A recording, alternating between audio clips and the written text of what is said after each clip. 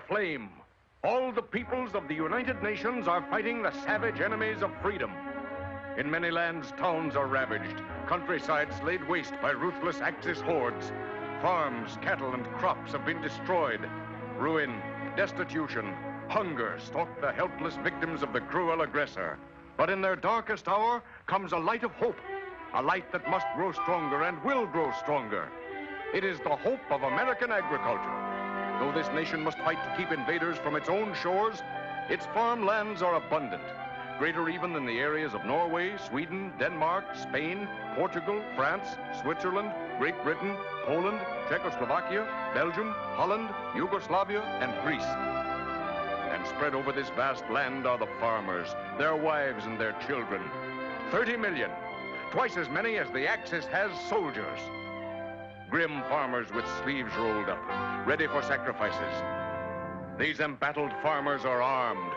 Their weapons are the panzer forces of food's battle line, farm machinery, battalions of combines, regiments of trucks, divisions of corn pickers, potato diggers, planting machines, columns of milking machines, and all these machines kept in repair by farmers and their sons under the stress of war. These farmers pouring out bumper crops to fill many a bare cupboard. The farmer with his wheat crop for this year, 52,800,000,000 pounds of wheat.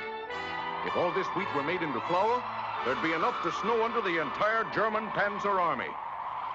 Looks to me like another Russian winter. Or if all this flour had been baked into bread, there would be enough loaves to build an Egyptian pyramid, and another, and another, and another. Placed a mile apart, they'd stretch the length of the Suez Canal. Supposing this flour had been made into spaghetti. Look at the sweater you could knit. Just a snug fit for old Mother Earth. Corn, 2,850,000,000 bushels. If all this were grown into one huge ear, it would make a bridge from London to the Black Sea. And that hangs right over your head, Adolf. Soybeans, 160 million bushels. Ground into flour, it would make a loaf that would fill Red Square in Moscow. And it has double the nutritive value of meat. Potatoes, 30 billion pounds, just about twice as high as the Rock of Gibraltar. Some potatoes. Here we have the Matterhorn in Switzerland, and this year's crop of tomatoes, 1,800,000,000 pounds. Vegetables, all kinds of them. There'd be enough to cover the wall of China, 1 billion bushels of them. Yes, and we're producing vitamins and food concentrates packed with enough power to bowl over the Axis nation. That was vitamin X, boys, just to mark the spot. Fruit juices, billions of gallons. If pressed from our fruit crop of 35 billion pounds, there would be enough to keep old faithful Geyser gushing for nearly 4 months. Or if all the fruit were made into one enormous pie, it would measure 25 miles in diameter. My, what a time a pie thrower could have with that. Milk, 125 billion pounds of it. If all this flowed over Niagara Falls in a steady stream, it would generate enough electricity to light every factory in New York for 1 hour.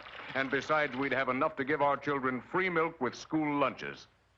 Or should we turn this milk into butter, war-flooded fields of Holland could be reclaimed by dikes it would build.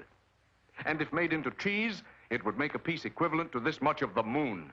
Just imagine a fire made from 4 volcanoes the size of Vesuvius, and a griddle 500 square miles in area. That's what it would take to broil the 30 billion pounds of meat American farms are producing. This little girl, grown plump on a diet of our 11 billion pounds of fats and oils, would outweigh 100 super dreadnoughts. And what's more, she'd black out all of Berlin. American hens are busy, too, laying 50 billion eggs. If all these were made into one huge fried egg, it would cover all the United States and Canada. And don't forget, we have enough bacon to go around it. And here come the pigs, 100 million strong. Just think of it. 2 pigs for every person in Great Britain and Ireland combined. Who's afraid of the big bad wolf? Not the farmer of the United States who works and sacrifices to fill the holds of victory ships. Ships turned out by men and women working night and day. Ships that must be fought through dark oceans where submarines lurk. Ships guarded by aircraft, more and more of them. Ships protected by the blasting fire of men of war. Ships loaded with food for freedom, produced, fought through, and delivered to all who fight. for the freedom of speech, freedom of worship, freedom from want, freedom from fear. Under this insignia is shipped food that will win the war.